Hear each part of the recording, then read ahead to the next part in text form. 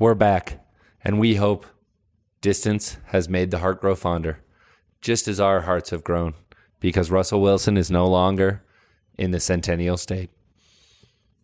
Let's go. Deuces. Welcome into the triumphant return of the BlueSky brothers. Life got us busy there for a few weeks, but we are back. I am Kyle Poland, joined as always by my brother Ryan Poland, produced by Dan the Man, the super producer. And Ryan, the people of Denver were asking, nay pleading, when the news of Russell Wilson leaving the team broke. The Twitter was exploding. Will Ryan come home? You know, the hashtag, come home Ryan. You know, there's room in this barrel man's Baylor. You know, just all sorts of hashtags were flying around. And so, Ryan, I just want to open the floor to you. Where do you stand on your Broncos fandom? Where are you at in the process, buddy? The people want to know. Well, I was pretty clear from the beginning, right? I was clear that this was a Russell Wilson-based hate.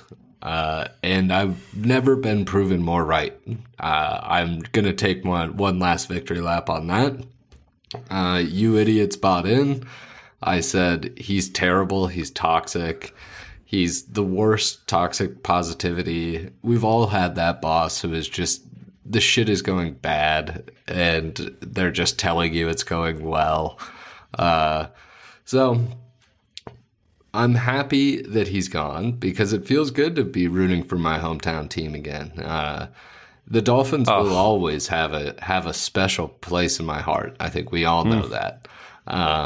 And we're going to get into this, but it's not necessarily a great time to be jumping back in bed with your barrel man there. The prospects really of the team are looking rough. So I'm not ecstatic about it. I'm not ecstatic about it. What happened was you had a little bit of a midlife crisis. You went on a bender and ended up with someone unbelievably hot.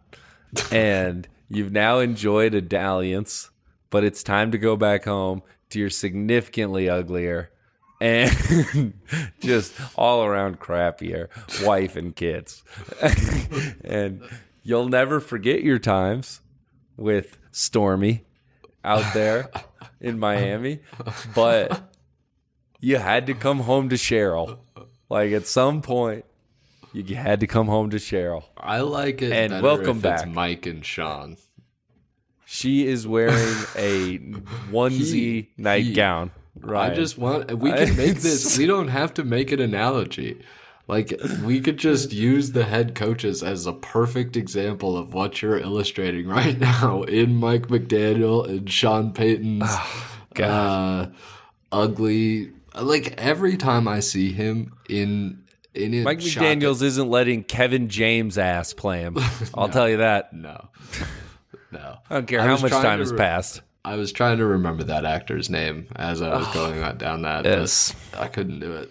I still haven't seen the film and won't. So I make so many Kevin James references on this that when my FBI agent is listening on my phone, I get King of Queens recommendations on YouTube Shorts. Like, this guy is a fan. That is a pretty good anecdote. And I watch them every time, so they're not wrong. All right, underrated show. Everybody loves Raymond, got a lot of praise, but King of Queens was just sitting there. I had a big crush on, what's his wife's name? The one who exposed Scientology. Leah Remini? Or Remini? Yeah. Remini? Yeah, she was a dime. Probably still is, so. Yeah. Good for Kevin on that one. He really outkicked his coverage. I don't know what Sean's wife looks like, but I hope he did the same. So back to Russ. It's good to be back, I guess. Russ, I mean, he is now, I think it's double the the second largest dead cap hit that a team is ever going to swallow.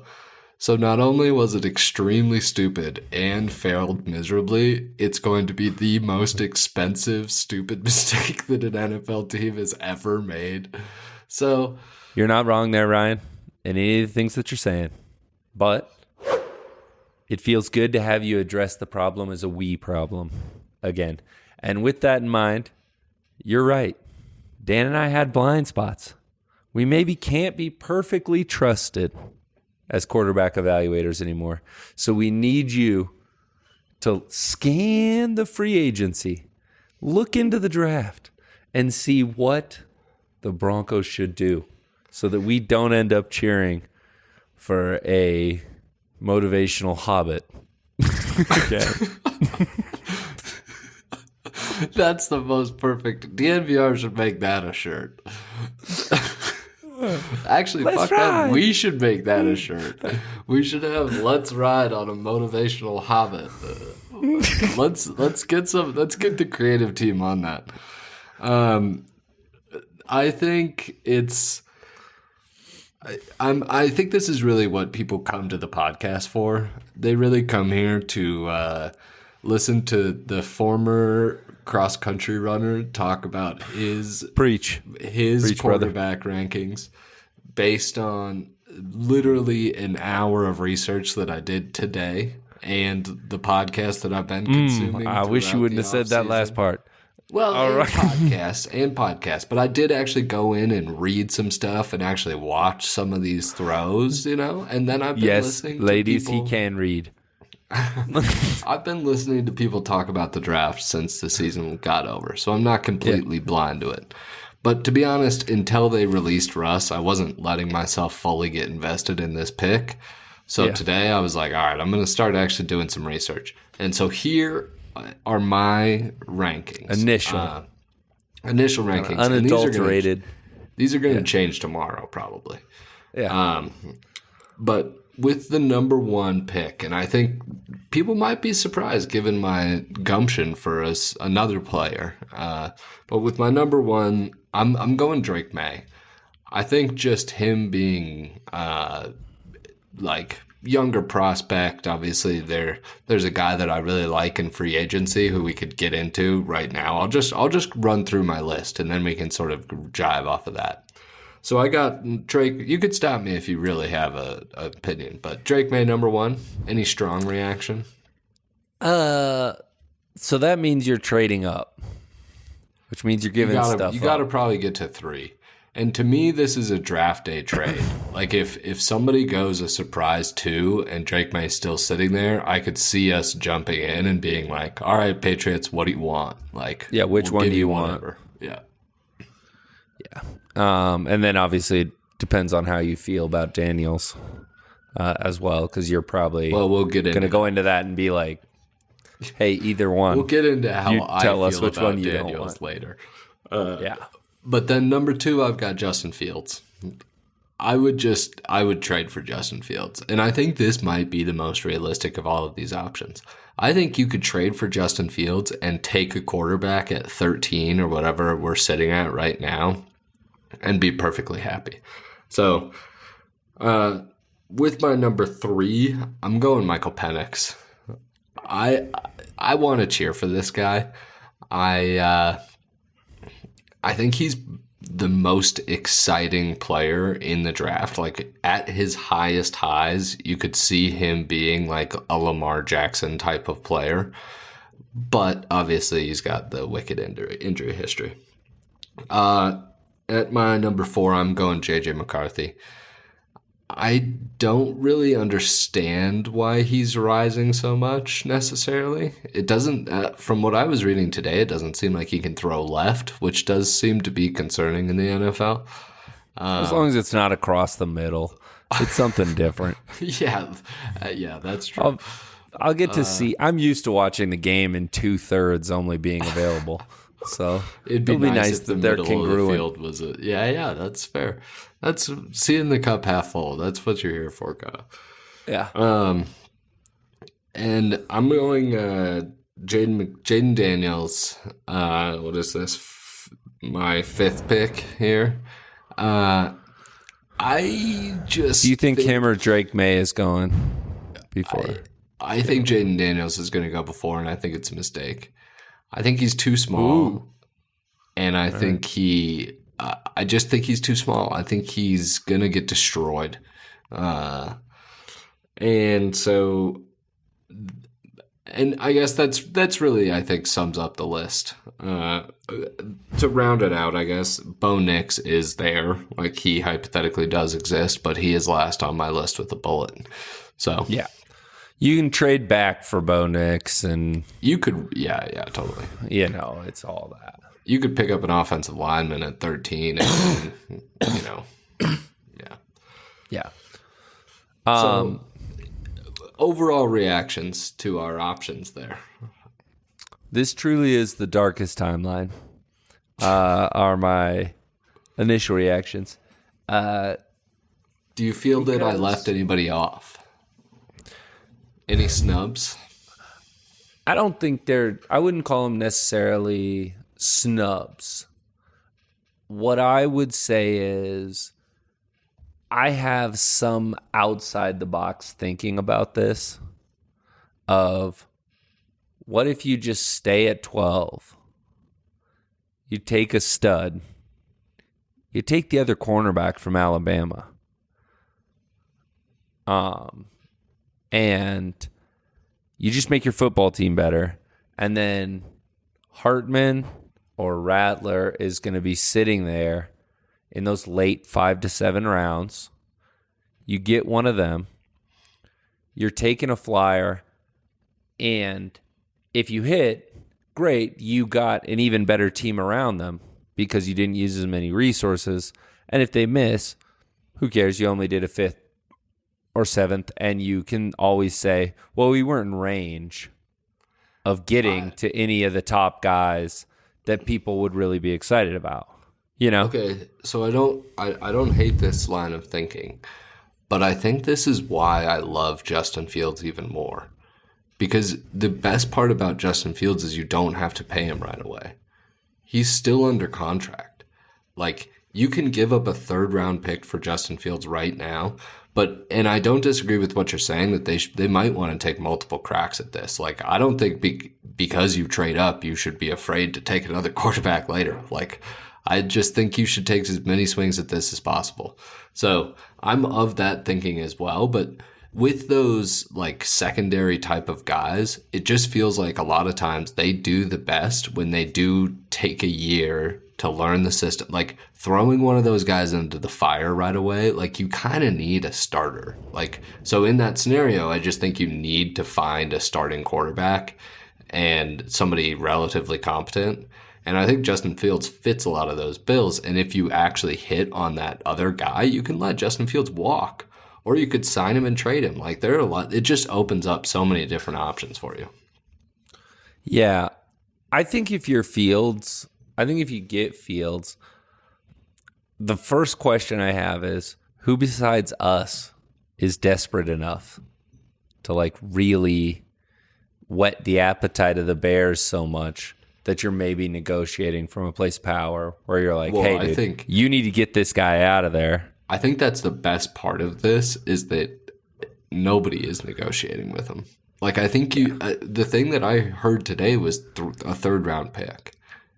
So, like, jeez, that's insane, right? Like, if you can give up a 3rd-round pick for a guy that we both think is, like, he's not the best quarterback ever, but he can be used better than the Bears were using him. Like, Sean Payton is a better coach than Eberflus. Like, he's done really well with short quarterbacks. Like, Justin Fields has an arm. He's a mobile guy. Like, I just think giving up a 3rd-round pick for him and then taking as many swings in the draft as possible is a pretty good strategy. Yeah. Yep. I agree with that. I don't think there's anyone on that list that is more exciting to me than Justin Fields' potential. He just has a lot of the intangibles and arm talent that are superior to even someone like a Drake May or something like that, where you're like, well, his profile, he would have been a better prospect. And we've seen it. Like, we have literally seen him be good in NFL games. That cannot be kind of unstoppable. That cannot be overrated. Like, we've never seen Drake May be in an NFL game. There are lots of quarterbacks who we have thought the NFL is littered with quarterbacks that everybody thought were going to change their franchise, and they were terrible. So I just think having a known commodity and then taking, I'm fine taking Spencer Rattler in the whatever 8th round, but like you have to have a starting quarterback. That can't be your plan. Hitting Spencer Rattler in the 8th round. Otherwise, take him in the 2nd. Like, yeah, I don't know. Yeah. No, I think this is as good of a place as any to kind of wrap this conversation. And I think our overall point and words to Broncos Nation that we can now address together is it's kind of all crappy options. And there's no sure thing, and there's no way to a sure thing. Because for some reason you decided you wanted to win randomly in November. My God. Like, Russ what'd you do that for? Just out there throwing for touchdowns. Trust me. It's a true outrage. But I guess we're just saying if there's not a big splash on draft day, I'm not sure there was one to be made. And don't blow your gasket if they take a cornerback from Alabama with their first pick. That's my word of caution. Ryan, what are your closing thoughts or closing words? I will be furious. I will be blowing my gasket if they take the quarterback from Alabama. I will lose my goddamn mind, Kyle. I really will. Yeah, I will be physically upset. They better take a quarterback, and they should take 3 quarterbacks in this draft. There's no reason not to. That's an insane strategy. Other than the rest of our team kind of sucks. I don't care. Gotta have something in the cupboard.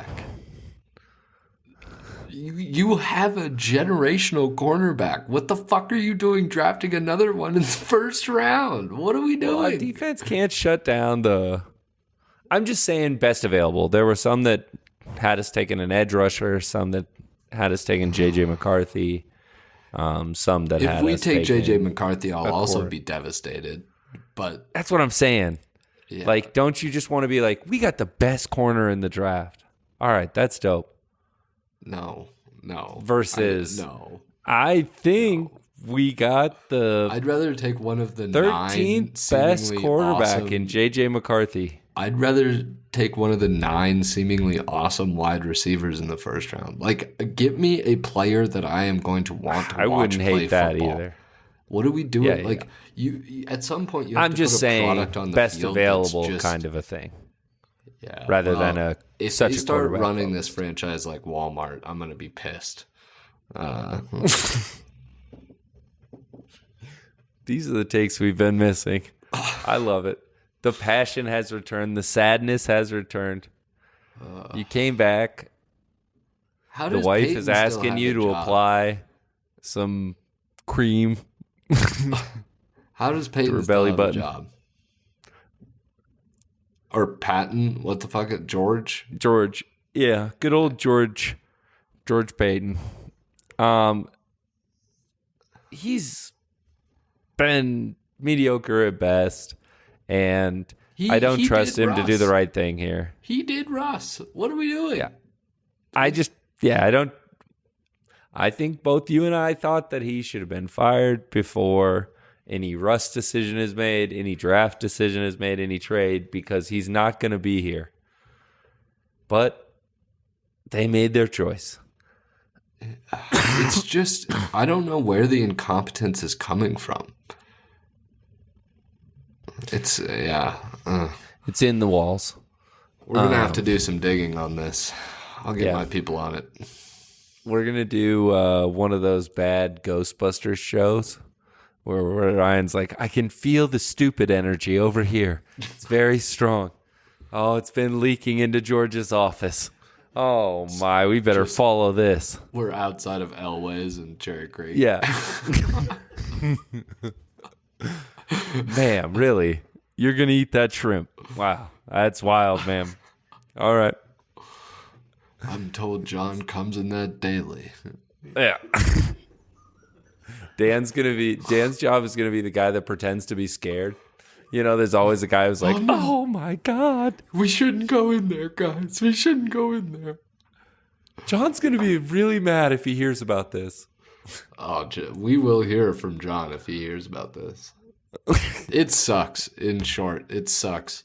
I miss Tua. Because George, can we get Tua? Was a good hire. That would Everyone make was me excited. Feel better.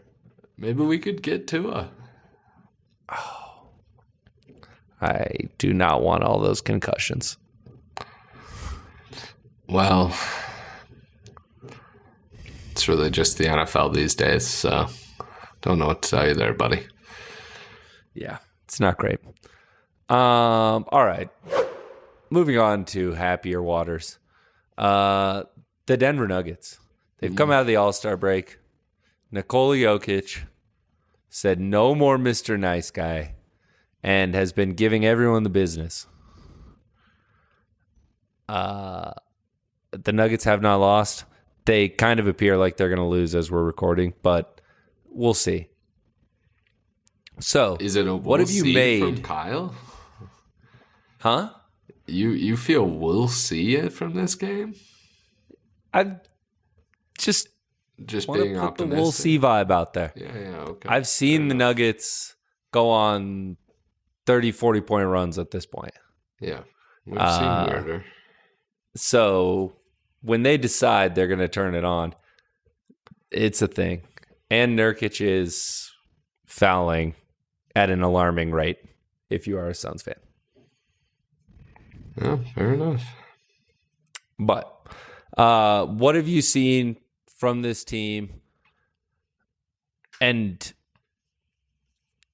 you sent out a sneaky text that you had finally pulled the trigger on a Nuggets division bet. How are you feeling with that? I mean, this team looks... I texted you after... I went to 2 games last week, and I texted you after both of them, and it's like, well, I feel like we're going to win again. Like, this is the most confident I felt since essentially the last... going into the playoffs last year. Like, I was extremely confident going into the playoffs last year, and I'm extremely confident right now. Everybody's on a string. The bench has played a little bit better. Not Reggie Jackson, him excluded. He's not played very well, but CB started to look really good. Peyton Watson is like rounding into himself a little bit. So I think it's just we're sort of rounding into form, and I'm excited. The reason I placed the division bet is because I think that this team, like, while they could coast last year going into the playoffs, I feel like they know that they can't coast going into the playoffs this year. So I think they're going to take this very seriously, which has been borne out so far, obviously, in terms of the since the All-Star break. So that's why I placed the division bet, and I feel great about it. DraftKings is actually currently offering me more money than I placed the wager for to cash out. So even they're feeling a little bit worse about it even 2 days later. So feeling the heat. Yeah. I It's wanted also to the Wolves and go more the in Thunder, depth, right? Like, if we're counting on 2 teams to sort of struggle down the stretch, like, the Wolves have been looking pretty bad lately, and the Thunder are really young. So as the buttholes start to get tight, I trust the NBA champions more than those 2 teams. Yeah, I'm just a little nervous about the 3 matchups with the Timberwolves. Down 1-0 already. But go 3-0. You know what? Lock up that division. I would like it. There were a few points that you went through in there that I wanted to get into a little bit more. I'm curious of what you mean when you say Christian looks way better. Because I kind of come down on the other side.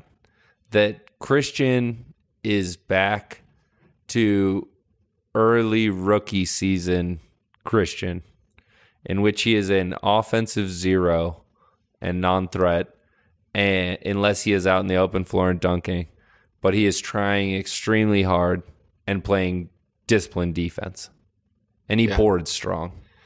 Yeah, and that's way better than what he's been doing for the last 35 games. I guess by certain things. I'm just saying, I guess not actively trying to lose. Yeah, it's been playable, and that's huge. I mean, when you can put... Do you think that's good enough this year with no Bruce Brown, where Bruce Brown was kind of the guy who it was like, oh, we got a random 26 from Bruce tonight, you know? I don't know that Christian can ever be that. Reggie, as you mentioned, has been trending the wrong direction. He can definitely do that, though. He can, but what's your trust level in that? In the playoffs, I think Reggie will have a 25-point game. Ooh. That guy just I would knows take the other side of that. That guy just knows how. 25. I don't think it's going to have to happen like that, though. Mike is so much better.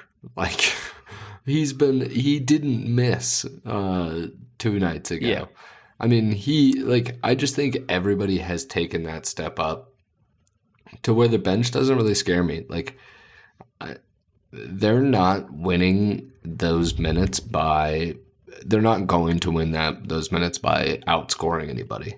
They're going to win those minutes. The reason Bruce Brown was effective in those minutes was because they were awesome on defense, and then they would just run. And this second unit has started to figure that out a little bit, and they're getting out in transition a little bit more and getting Christian Brown into those looks. And I think that's what they're going to have to do. Yeah. I just worry a little bit about the offensive threat level. And that's been my concern. And to be clear, that's only at the highest levels. That's not like I'm going to be like, round 1, will they need Christian?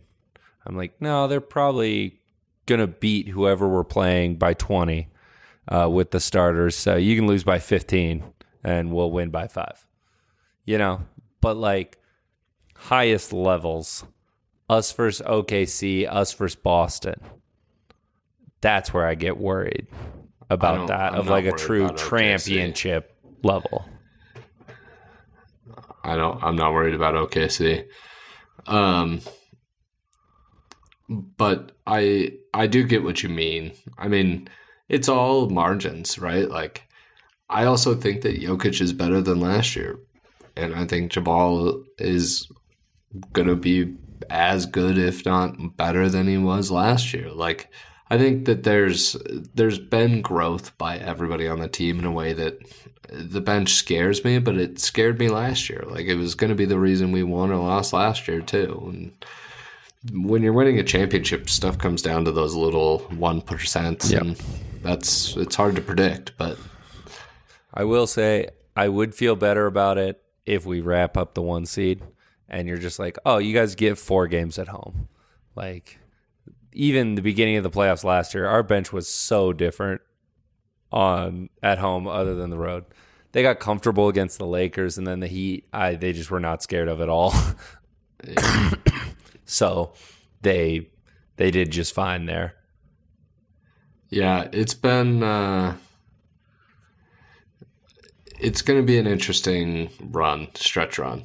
I mean, I think the bench will start to. I think we'll all either be proven right in the next 15 games and we'll be feeling really good going into the playoffs, or you'll be proven right and we're going to be feeling pretty nervous, I think. So, yeah. It always just feels good knowing that Nikola Jokic is on your team. That's really what it boils down to. Yeah. The confidence seeing level him is always extremely high. Yeah, seeing him just like be so much better than LeBron James on LeBron James night was just like, yikes. Dude, like that shot that he hit at the end of the first quarter, the spinning 363, was just like, I mean, that's MVP moment right there. Like, he's going to win, right? There's no way he doesn't win.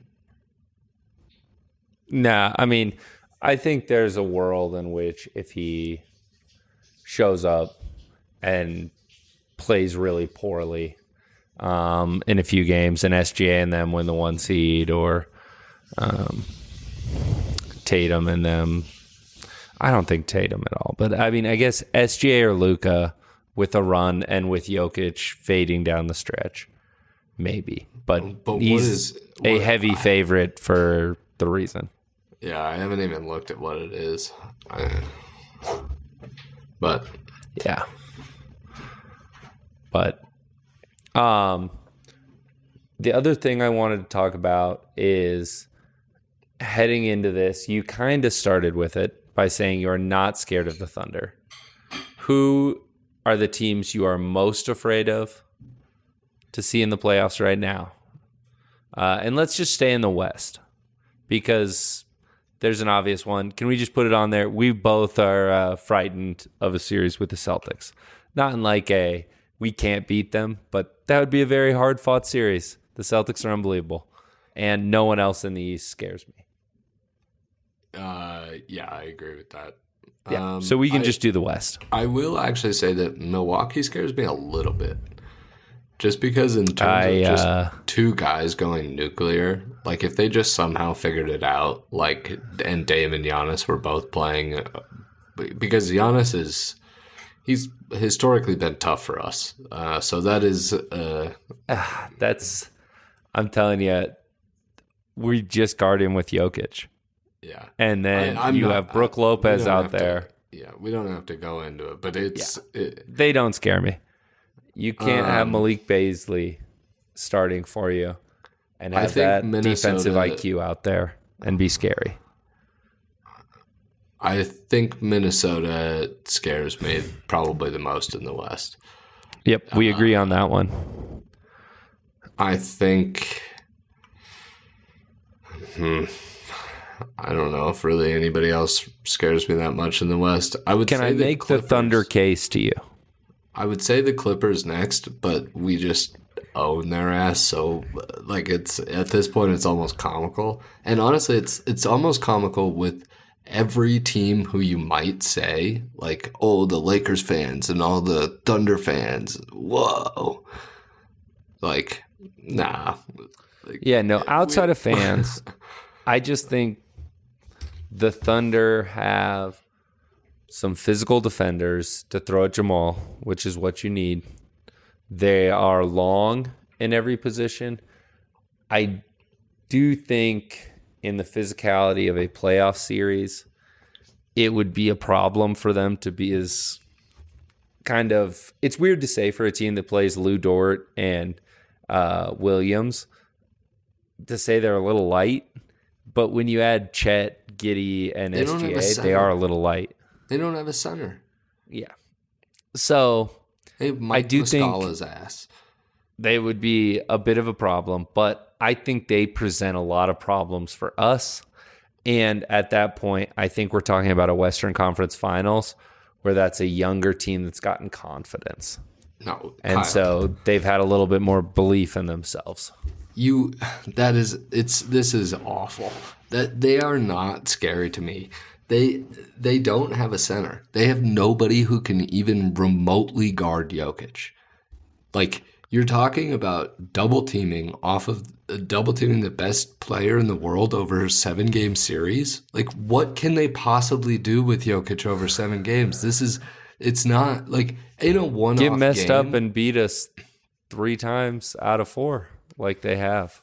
Like, Jokic does give them the business, but if Jamal Murray, part of it, can't give you the business, then we become a much more beatable team.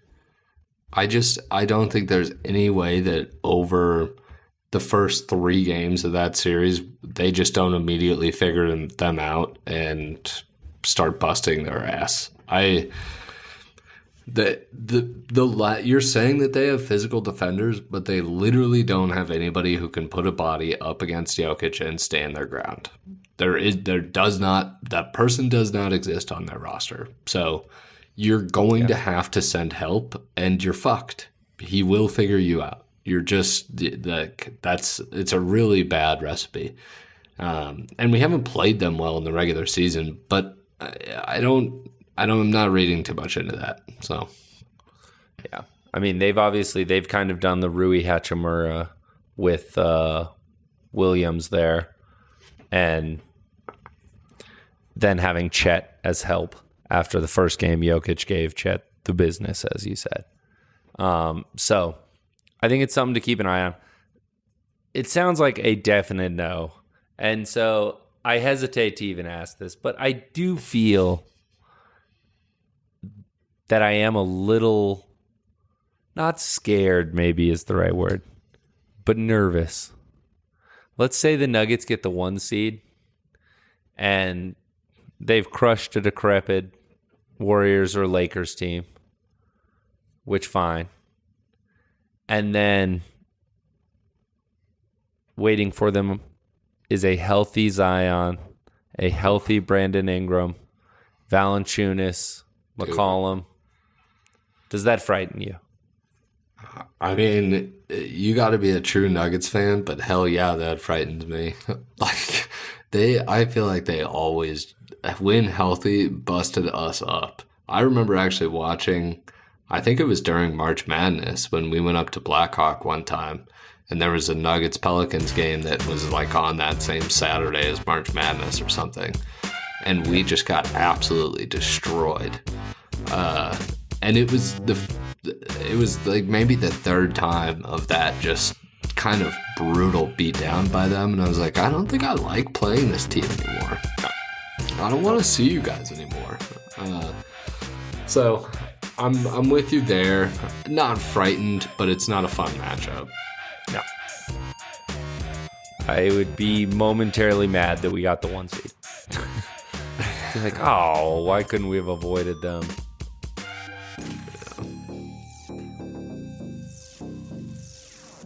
But, all right. I think that kind of wraps up where we are right now. It feels good to have you on board for the Broncos again. I'm happy the Nuggets are winning. I can't wait for this stretch run of Nuggets and Avs. And it's good to be back with you, brother.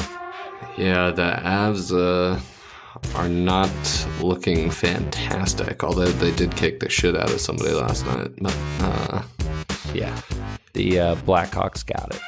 But that's kind of what's happened lately with the Avs and the Blackhawks. So, yeah.